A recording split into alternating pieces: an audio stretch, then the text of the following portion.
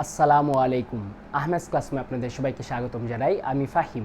এই ভিডিওটি SSC chemistry chapter 2 পদার্থের গঠনের পার্ট 2। এই ভিডিওতে আমি মোমবাতির জ্বলন, গলন ও স্ফুটন, গলনাঙ্ক স্ফুটনাঙ্ক, তাপীয় ও শীতলীকরণ বক্ররেখা এবং পাতন ও ঊর্ধ্বপাতন নিয়ে আলোচনা করব। তো প্রথমে আসি মোমবাতির জ্বলন বলতে কি বোঝায়। আমরা জানি মোমবাতি জ্বালালে দুইটা জিনিস হয়, একটা হচ্ছে গলন আর একটা হচ্ছে গিয়ে দহন। তো এই জিনিসটা আমি এখানে লিখে রাখতেছি। মোমবাতির জ্বলনে দুইটা জিনিস হয়, একটা হচ্ছে গিয়ে গলন আর একটা হচ্ছে গিয়ে দহন। এই যে যখন মোমবাতি জ্বালানো হয়, কঠিন মোম গলে ধীরে ধীরে তরলে পরিণত হয়। এই যে কঠিন মোমটা গলে তরলে পরিণত হয়েছে, আবার মোমটাকে নিভিয়ে ফেললে অর্থাৎ ঠান্ডা হয়ে গেলে তরলটা আবার কঠিনে রূপান্তরিত হয়ে যাবে। এই যে কঠিন থেকে গলে তরল হলো, আবার ঠান্ডা হওয়ার পর সেটা তরল থেকে কঠিন হয়ে গেল, এই অংশটুকুর মধ্যে যেই পরিবর্তন হবে এটা হচ্ছে ভৌত পরিবর্তন। ভৌত পরিবর্তনে শুধু বাহ্যিক অবস্থার পরিবর্তন হয়, সেটা কঠিন থেকে গলে তরল হয়, মোম কিন্তু মোমও থাকতেছে, আবার যখন শীতল করা হচ্ছে তরল থেকে সে কি হয়ে যাচ্ছে, কঠিন হয়ে যাচ্ছে। তাহলে গলন অংশে আমরা বলতে পারি এটা হয় ভৌত পরিবর্তন। এখন এই মোম হচ্ছে এক ধরনের হাইড্রোকার্বন। হাইড্রোকার্বন মিন্স যার মধ্যে শুধুমাত্র হাইড্রোজেন এবং কার্বন থাকবে, অন্য কোনো মৌল থাকবে না। তো মোমবাতি হাইড্রোকার্বন হওয়ায় এই যে মোমবাতি সেটা দহন বিক্রিয়ায় অংশগ্রহণের মাধ্যমে কার্বন ডাই অক্সাইড এবং জলীয় বাষ্প তৈরি করে। কিভাবে কি একটু ভালো করে বুঝিয়ে দিই। এই যে কঠিন মোম, যে মোমবাতির যে সুতা থাকে, সুতার মাধ্যমে যখন জ্বলতে শুরু করে তখন কঠিন মোম গলে তরল হয়। তরল হয়ে যাওয়ার পর এর কিছু অংশ বাষ্পে পরিণত হয়। এই মোমটা যখন বাষ্পীয় অবস্থায় যায়, ওই বাষ্পীয় মোমটা বাতাসের অক্সিজেনের সাথে দহন বিক্রিয়ায় অংশগ্রহণ করে। আমরা সবাই জানি অক্সিজেনের সাথে কোনো কিছুর বিক্রিয়াকে দহন বিক্রিয়া বলে।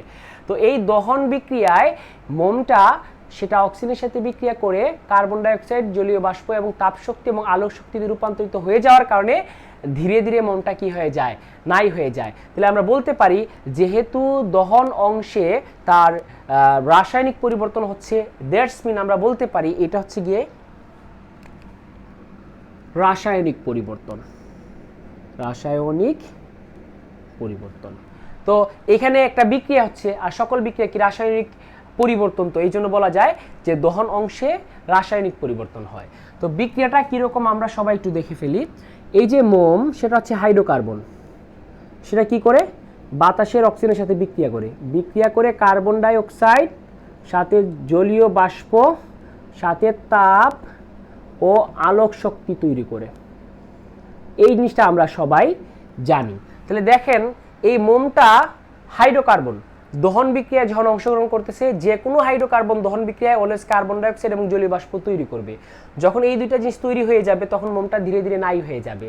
তার মানে আমরা বলতে পারি যদি মোমবাতিতে শুধু গলন হইতো, কঠিন মোম গলে তরল হয়েছে, আবার শীতল করলে সেটা কি হয়ে যাচ্ছে, কঠিন হয়ে যাচ্ছে, তাহলে সারা জীবন তো একটা মোমবাতি শেষ হইতো না। কঠিন মোম গলছে, তরল হয়েছে, তরলটাকে আবার ঠান্ডা করে ফেলছি, মানে নিভিয়ে ফেলছি মোমবাতি, সঙ্গে সেটা কঠিন হয়ে গেছে, তাহলে তো মোমবাতি কখনো শেষ হইতো না। শেষ কেন হয়ে যায়, কারণ তার মধ্যে দহন হয়। দহন কিভাবে হয়, ওই যে মোম অক্সিজেনের সাথে বিক্রিয়া করতেছে, এটা হচ্ছে দহন বিক্রিয়া।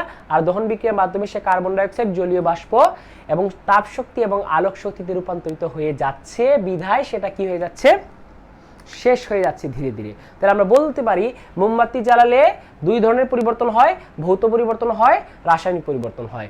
গলন অংশে ভৌত পরিবর্তন এবং দহন অংশে রাসায়নিক পরিবর্তন হয়, এবং এই বিক্রিয়াটা আমরা সবাই মাথার মধ্যে রেখে দিব। আশা রাখি আপনারা সবাই এই জিনিসটা বুঝতে পারছেন। এরপরে আসি গলন এবং স্ফুটন জিনিসটা কি। গলন মানে হচ্ছে কোনো কঠিন পদার্থ তরলে রূপান্তরিত হওয়া, একে বলে গলন। আবার তাপ প্রয়োগের ফলে যদি কোনো তরল পদার্থ গ্যাসীয় অবস্থায় অর্থাৎ বাষ্পে পরিণত হয়, তখন ওই প্রক্রিয়াকে বলা হবে স্ফুটন। তাহলে আমরা মাথার মধ্যে এরকম রেখে দিব যে পদার্থ কঠিন থেকে তরলে পরিণত হওয়ার প্রক্রিয়াকে গলন বলে, এবং কোনো পদার্থ তরল থেকে বাষ্পে পরিণত হওয়ার প্রক্রিয়াকে স্ফুটন বলে। যে তাপমাত্রায় কোনো পদার্থ গলতে শুরু করে তাকে তার গলনাঙ্ক বলে, আর যে তাপমাত্রায় কোনো পদার্থ ফুটতে শুরু করে তাকে তার স্ফুটনাঙ্ক বলে। যেমন আমরা যদি বরফের গলনাঙ্ক দেখি সেটা হচ্ছে 0 ডিগ্রি সেলসিয়াস এবং তরল পানির স্ফুটনাঙ্ক হচ্ছে 100 ডিগ্রি সেলসিয়াস। তার মানে 0 ডিগ্রি সেলসিয়াস তাপমাত্রায় কঠিন বরফ গলে তরলে পরিণত হবে, কারণ এটা হচ্ছে গিয়ে বরফের গলনাঙ্ক। এবং 100 ডিগ্রি সেলসিয়াস তাপমাত্রায় তরল পানি সেটা বাষ্পে পরিণত হবে, কারণ এটা হচ্ছে তার স্ফুটনাঙ্ক। এই জিনিসটা আমরা একটু মাথার মধ্যে রেখে দিব। এখন একটি পদার্থ কিভাবে কঠিন থেকে তরল হয়, তরল থেকে বাষ্পে পরিণত হয়, এটা কিন্তু আমরা একটা গ্রাফের সাহায্যে বুঝতে পারি, যেটাকে বলা হয় তাপীয় বক্ররেখা। তো আমি বিশুদ্ধ পানির জন্য বরফ থেকে কিভাবে তরল পানি, তরল থেকে কিভাবে বাষ্পে পরিণত হয়, এটার জন্য তাপীয় বক্ররেখা দেখিয়ে দিচ্ছি, যেটা আপনাদের বইয়ে দেয়া আছে। মনে করি আমি এক খণ্ড বরফ নিলাম যার তাপমাত্রা হচ্ছে -40 ডিগ্রি সেলসিয়াস। তো -40 ডিগ্রি সেলসিয়াস তাপমাত্রার বরফকে যদি আমরা তাপ দিই, আমরা যদি তাপ দিলে তাপমাত্রা বাড়তে বাড়তে যখন 0 ডিগ্রি সেলসিয়াসে আসবে, তখন আমি যতই তাপ দিব তার তাপমাত্রা বাড়বে না, কারণ বরফ তার গলনাঙ্কে চলে আসছে। গলনাঙ্কে চলে আসলে তাপ দিলে তাপমাত্রা বাড়ে না। এখানে যতই তাপ দেওয়া হয় ওই তাপ বস্তুর তাপমাত্রা না বাড়িয়ে অবস্থার পরিবর্তন করে, অর্থাৎ 0 ডিগ্রি সেলসিয়াসে আসার পর যতই তাপ দিচ্ছি ওই তাপটা বরফ গ্রহণ করে সে ধীরে ধীরে 0 ডিগ্রি সেলসিয়াস তাপমাত্রার বরফ থেকে গলে ধীরে ধীরে কি হচ্ছে, 0 ডিগ্রি সেলসিয়াস তাপমাত্রার তরলে পরিণত হচ্ছে। যখন সম্পূর্ণরূপে তরল হয়ে যাবে, অর্থাৎ 0 ডিগ্রি সেলসিয়াস তাপমাত্রার বরফ গলে সম্পূর্ণরূপে 0 ডিগ্রি সেলসিয়াস তাপমাত্রার তরলে পরিণত হয়ে যাওয়ার পর আবার তাপ দিলে তাপমাত্রা বাড়তে থাকবে। তরলের তাপমাত্রা বাড়তে বাড়তে যখন 100 ডিগ্রি সেলসিয়াসে আসবে, তখন তরল তার কিসে চলে আসলো, তরল পানি তার স্ফুটনাঙ্কে চলে আসলো। স্ফুটনাঙ্কে আসার পর যতই আমরা তাপ দিই না কেন তার তাপমাত্রা বাড়বে না। তো ওই তাপটা কি করবে, ওই তাপটা তার অবস্থার পরিবর্তন করবে, অর্থাৎ এই তাপ দিলে ওই তাপ 100 ডিগ্রি সেলসিয়াস তাপমাত্রা তরল গ্রহণ করে ধীরে ধীরে 100 ডিগ্রি সেলসিয়াস তাপমাত্রার বাষ্পে পরিণত হবে। যখন সম্পূর্ণরূপে বাষ্প হয়ে যাবে তখন আবার তাপ দিলে তাপমাত্রা বাড়বে। এখন একটা জিনিস দেখতে পাচ্ছেন, গলনাঙ্কে এবং স্ফুটনাঙ্কে যেই তাপ দেয়া হচ্ছে ওই তাপ তাদের তাপমাত্রা বাড়াচ্ছে না, অবস্থার পরিবর্তন করতেছে। ওই তাপকে বলা হয় সুপ্ত তাপ। সুপ্ত তাপের সংজ্ঞা কি হবে, যে তাপ বস্তুর তাপমাত্রা না বাড়িয়ে অবস্থার পরিবর্তন করে, অর্থাৎ তাকে কঠিন থেকে তরল অথবা তরল থেকে বাষ্পে পরিণত করে, ওই তাপকে বলা হয় সুপ্ত তাপ। তাহলে গলনাঙ্কে এবং স্ফুটনাঙ্কে সুপ্ত তাপ গৃহীত হয়। এখন এটার জন্য গ্রাফটা কিরকম হবে আমি দেখিয়ে দিচ্ছি। -40 ডিগ্রি সেলসিয়াস থেকে শুরু করলাম তাপমাত্রা 140 ডিগ্রি সেলসিয়াস পর্যন্ত, আর এক্স অক্ষ বরাবর আমরা কি নিলাম, সময় নিলাম। সময়ের সাথে সাথে যতই তাপ দেওয়া হবে তাপমাত্রাটা বাড়তে থাকবে, তাপ দিলে তাপমাত্রা বাড়ে। আর এক্স অক্ষ বরাবর কেন সময় নিলাম আর ওয়াই অক্ষ বরাবর কেন তাপমাত্রা নিলাম, কারণ সময়টা হচ্ছে ইনডিপেন্ডেন্ট ভেরিয়েবল, সবসময় এক্স অক্ষ বরাবর নেওয়া হয়, এবং ডিপেন্ডেন্ট ভেরিয়েবলটা ওয়াই অক্ষ বরাবর নেওয়া হয়। তাপমাত্রা সময়ের সাথে সাথে বাড়ে, তাহলে তাপমাত্রাটা সময়ের উপর নির্ভরশীল, এজন্য এক্স অক্ষ বরাবর ইন্ডিপেন্ডেন্ট ভেরিয়েবল টাইমটা নেওয়া হয়েছে, আর ডিপেন্ডেন্ট ভেরিয়েবল টেম্পারেচারটা ওয়াই অক্ষ বরাবর নেওয়া হয়েছে। আশা রাখি আপনারা এই জিনিসটা বুঝতে পারছেন। এখন দেখি, এই যে -40 ডিগ্রি সেলসিয়াস তাপমাত্রার বরফকে যতই তাপ দেওয়া হবে তাপমাত্রা বাড়বে, তাপমাত্রা বাড়া মানে রেখাটা উপরের দিকে যাবে। তাহলে দেখি -40 ডিগ্রি সেলসিয়াস তাপমাত্রার বরফকে যতই তাপ দেওয়া হচ্ছে ধীরে ধীরে তার তাপমাত্রা বাড়তেছে। বাড়তে বাড়তে যখন 0 ডিগ্রি সেলসিয়াসে আসলো তখন বরফ তার গলনাঙ্কে চলে আসলো। গলনাঙ্কে আসার পর যতই আমরা তাপ দিই না কেন তাপমাত্রা বাড়বে না, সে সুপ্ত তাপ গ্রহণ করে 0 ডিগ্রি সেলসিয়াস তাপমাত্রা বরফ থেকে ধীরে ধীরে 0 ডিগ্রি সেলসিয়াস তাপমাত্রার তরলে পরিণত হবে। যখন সম্পূর্ণরূপে তরল হয়ে যাবে আবার তাপ দিলে তাপমাত্রা বাড়বে। বাড়তে বাড়তে বাড়তে যখন 100 ডিগ্রি সেলসিয়াসে চলে আসবে তখন সে তার কিসে চলে আসলো, তরল তার স্ফুটনাঙ্কে চলে আসলো। স্ফুটনাঙ্কে আসার পর তাপ দিলে তাপমাত্রা বাড়বে না, সে সুপ্ত তাপ গ্রহণ করে 100 ডিগ্রি সেলসিয়াস তাপমাত্রার তরল থেকে ধীরে ধীরে 100 ডিগ্রি সেলসিয়াস তাপমাত্রার বাষ্পে পরিণত হবে। যখন সম্পূর্ণরূপে বাষ্প হয়ে যাবে আবার তাপ দিলে তাপমাত্রা বাড়তে থাকবে। তো আমি এই অংশটাকে এই বিন্দুকে ও দিয়ে ডিনোট করি, এটাকে এ দিয়ে, এটাকে বি দিয়ে, এটাকে সি দিয়ে, এটাকে ডি দিয়ে, এটাকে ই দিয়ে প্রকাশ করছি। এখন আপনারা দেখেন, ও থেকে এ অংশে এখানে কিন্তু বরফ অবস্থায় আছে, অর্থাৎ কঠিন অবস্থায় আছে, কঠিন বরফ। আর কঠিন বরফকে যতই আমরা তাপ দিচ্ছি, তাপ দেওয়ার ফলে তার তাপমাত্রা বাড়তেছে। বাড়তে বাড়তে যখন 0 ডিগ্রি সেলসিয়াসে আসলো বরফ তার গলনাঙ্কে চলে আসলো। গলনাঙ্কে আসার পর তাপ দিলে তাপমাত্রা বাড়বে না, সে সুপ্ত তাপ গ্রহণ করে 0 ডিগ্রি সেলসিয়াস তাপমাত্রার বরফ থেকে ধীরে ধীরে গলে 0 ডিগ্রি সেলসিয়াস তাপমাত্রা তরলে পরিণত হবে। তরলে পরিণত হওয়ার পর আবার তাপ দিলে তাপমাত্রা বাড়বে। তাহলে আমরা বলতে পারি এ থেকে বি অংশে কঠিন অবস্থায় আছে বরফ, আর ওই কঠিন অবস্থার বরফটা ধীরে ধীরে গলে তরল অবস্থার বরফে পরিণত হচ্ছে, এবং ওইখানে তাদের তাপমাত্রা থাকতেছে 0 ডিগ্রি সেলসিয়াস, সুপ্রতাপ গ্রহণ করতেছে। আর বি থেকে সি অংশে সে তরল অবস্থায় আছে এবং যতই তাপ দেওয়া হচ্ছে তাপমাত্রাটা বাড়তেছে। তো এল দিয়ে বোঝাচ্ছি তরল অবস্থা, লিকুইড অবস্থা। যখন সিটে আসলো বরফ তার মানে তরল তার কিসে চলে আসলো, স্ফুটনাঙ্কে চলে আসলো। স্ফুটনাঙ্কে আসার পর তাপ দিলে তাপমাত্রা বাড়বে না, সে কি করবে, ওই 100 ডিগ্রি সেলসিয়াস তাপমাত্রার তরলটা তখন সুপ্ততাপ গ্রহণ করে ধীরে ধীরে 100 ডিগ্রি সেলসিয়াস তাপমাত্রার বাষ্পে পরিণত হবে। তাহলে এই সি থেকে ডি অংশে সে তরল অবস্থা থেকে ধীরে ধীরে বাষ্পীয় অবস্থায় পরিণত হবে। যখন সম্পূর্ণরূপে বাষ্প হয়ে যাবে তখন আবার তাপ দিলে তাপমাত্রা বাড়বে। তাহলে ডি থেকে ই অংশে আমরা বলতে পারি সে গ্যাসীয় অবস্থায় আছে এবং যতই তাপ দেওয়া হচ্ছে তাপমাত্রাটা বাড়তেছে। এখন এটার জন্য আমি একটা শর্ট নোট করে দিচ্ছি, আপনারা এরকম ব্যাখ্যাটা দেওয়ার ট্রাই করবেন এবং আশা রাখি এটা আপনাদের জন্য সহজ হবে। প্রথমে আসি ও এ অংশে। ও এ অংশে কি অবস্থায় আছে, সেটা কঠিন বরফ, কঠিন অবস্থায় আছে এবং অবশ্যই সেটা বরফ, কঠিন বরফ, এবং এখানে যত আমরা তাপ দিচ্ছি তাপমাত্রাটা বাড়তেছে, তাপমাত্রা বাড়ে, এই কথাটা আমরা মাথার মধ্যে রাখবো।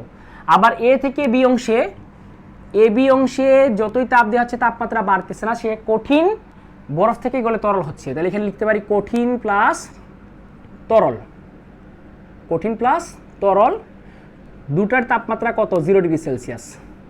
এবং এখানে তাপমাত্রা বাড়ে না, তাপমাত্রা বাড়ে না, কেন বাড়ে না, কারণ এখানে সুপ্ত তাপ গৃহীত হচ্ছে, সুপ্ত তাপ গৃহীত, এই হচ্ছে এই কথা। আবার বি থেকে সি অংশে মানে বিসি অংশে দেখা যাচ্ছে যে সে তরল অবস্থায় আছে, তার মানে এখানে তরল পানি, আচ্ছা তরল পানি আছে এবং যতই তাপ দেওয়া হচ্ছে তাপমাত্রা বাড়তেছে, তাপমাত্রা বাড়ে। আবার সি থেকে ডি অংশে সেটা তরল থেকে বাষ্পে পরিণত হচ্ছে সত্য তাপ গ্রহণ করে। তাহলে সি ডি অংশে তরল প্লাস কি থাকবে, বাষ্প, এবং দুটারই তাপমাত্রা কি হবে, 100 ডিগ্রি সেলসিয়াস, অর্থাৎ 100 ডিগ্রি সেলসিয়াস তাপমাত্রা তরল থেকে 100 ডিগ্রি সেলসিয়াস তাপমাত্রা বাষ্পে পরিণত হবে। আর এখানে কি হবে, তাপমাত্রা বাড়বে না, সুপ্ত তাপ গৃহীত, সুপ্ত তাপ গৃহীত, এই জিনিসটা আমরা একটু মাথার মধ্যে রেখে দিব। আবার দেখেন ডি অংশে যখন সে সম্পূর্ণরূপে গ্যাসীয় হয়ে যায়, সিডি অংশে যখন শেষে যখন আইসা গ্যাসীয় অবস্থায় পরিণত হয়ে যায়, এই ডি অংশে ওই গ্যাসের তাপমাত্রা তাপ দেওয়ার সাথে সাথে কি বৃদ্ধি পায়। তাহলে আমরা বলতে পারি ডিই অংশে সে শুধু কি অবস্থায় আছে, সে বাষ্পীয় অবস্থায় আছে। তো বাষ্প অবস্থায় যতই তাপ দেওয়া হবে তাপমাত্রা কি, তাপমাত্রা বাড়ে, এই কথাটা আমরা একটু মাথার মধ্যে রেখে দিব। তো আশা রাখি আপনারা শীতলীকরণ বক্ররেখা বুঝতে পারছেন। এই বক্ররেখা দিয়ে বোঝা যাচ্ছে কোন অংশে সে কঠিন ছিল এবং কঠিনের তাপমাত্রা কোন অংশে বাড়তেছে, এবং কোন অংশে গিয়ে কঠিন থেকে তরল হচ্ছে, এবং কোন অংশে তরলের তাপমাত্রা বাড়তেছে, এবং কোন অংশে গিয়ে তরল থেকে সে বাষ্পে পরিণত হচ্ছে, এবং কোন অংশে গিয়ে বাষ্পের তাপমাত্রা বাড়তেছে। তার মানে এই জিনিসটাকে বলা হচ্ছে তাপীয় বক্ররেখা, তাপ প্রদানের বস্তুর অবস্থার পরিবর্তনের লেখচিত্র, ইংরেজিতে এটাকে বলে হিটিং কার্ভ। তো আশা রাখি আপনারা সবাই হিটিং কার্ভটা অর্থাৎ তাপীয় বক্ররেখা বুঝতে পারছেন। এখন আমরা তাপীয় বক্ররেখার ঠিক উল্টাটা, যেটাকে বলা হয় শীতলীকরণ বক্ররেখা, এই জিনিসটা বোঝার ট্রাই করব। তাপীয় বক্ররেখায় কঠিন বরফকে তাপ প্রদানে বাষ্পে পরিণত করার যে লেখচিত্রটা হবে ওটা দেখানো হয়েছে, আর শীতলীকরণ বক্ররেখায় বাষ্পকে কিভাবে কঠিন বরফে পরিণত করা যায় ওই অবস্থার পরিবর্তনের লেখচিত্রটা দেখানো হয়। তো আমি শীতলীকরণ বক্ররেখাটা এই গ্রাফ থেকেই বুঝিয়ে দিচ্ছি। আমি এই অংশটুকু মুছে ফেললাম, সেম গ্রাফ থাকবে। এখন মনে করি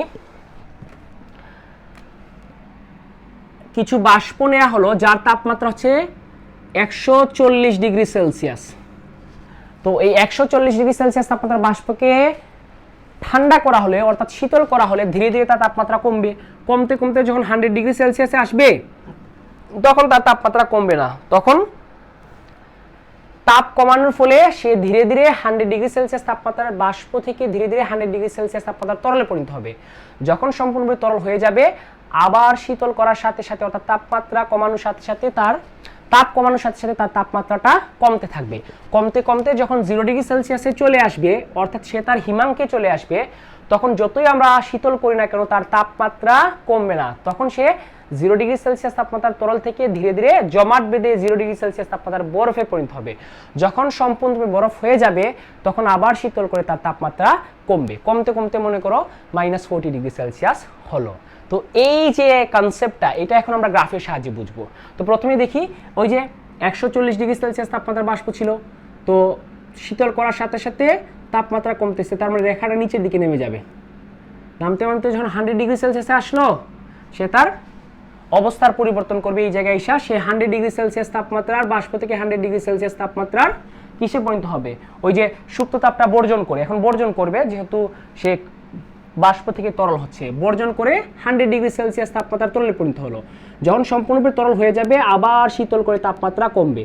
কমতে কমতে যখন সে চলে আসলো 0 ডিগ্রি সেলসিয়াসে, তখন আমরা শীতল করলে তার তাপমাত্রা কমবে না, তার অবস্থার পরিবর্তন হবে। সে 0 ডিগ্রি সেলসিয়াস তাপমাত্রার তরল থেকে জমাট বেঁধে 0 ডিগ্রি সেলসিয়াস তাপমাত্রার বরফে পরিণত হবে। যখন সম্পূর্ণরূপে বরফ হয়ে যাবে আবার শীতল করে তাপমাত্রা কমতে থাকবে।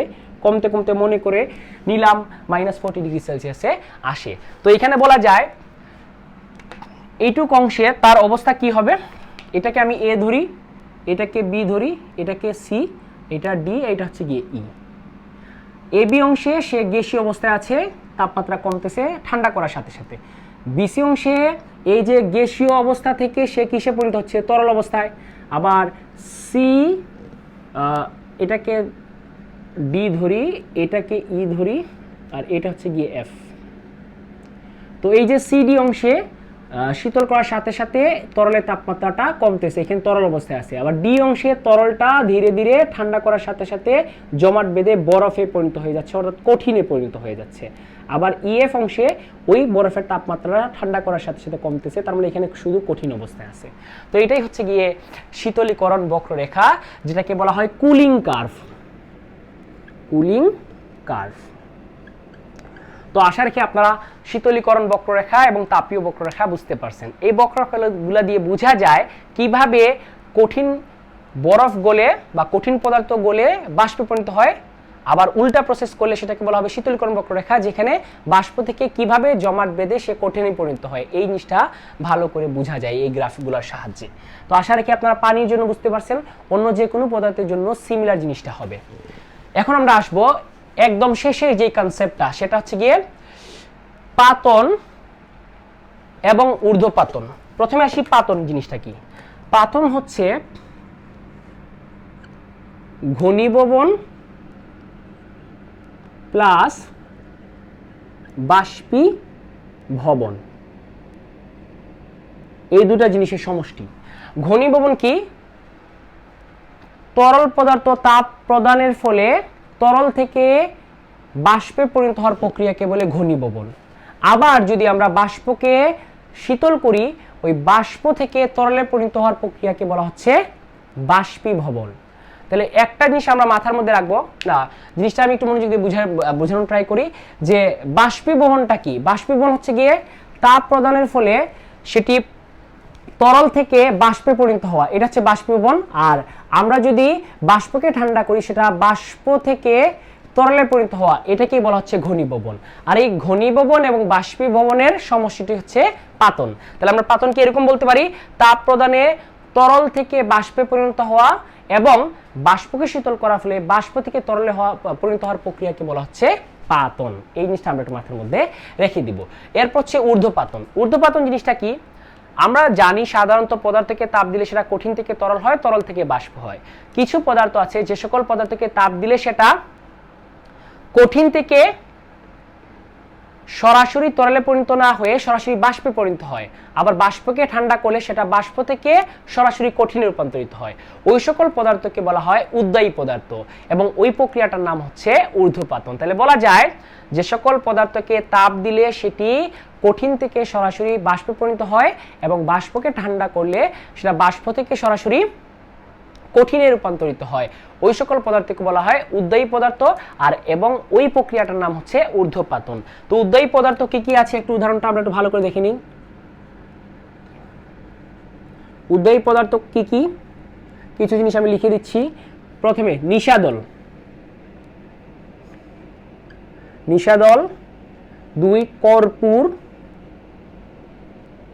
তারপর হচ্ছে গিয়ে 3 ন্যাপথলিন,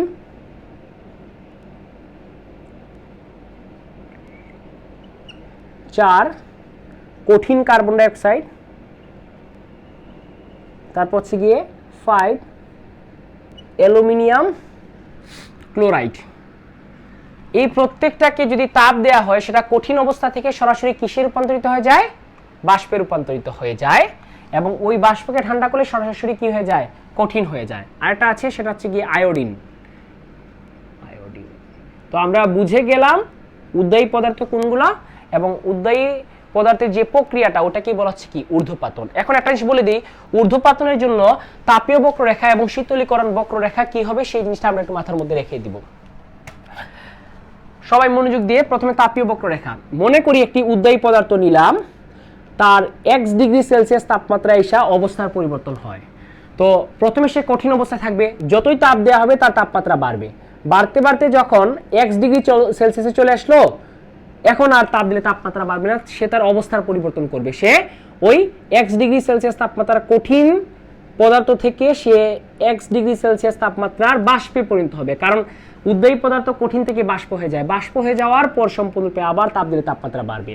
তার মানে তার তাপীয় বক্ররেখা এরকম হবে, একটা মাত্র জায়গায় তার অবস্থার পরিবর্তন হবে, আর এখানে তার অবস্থা থাকবে কঠিন প্লাস গ্যাস।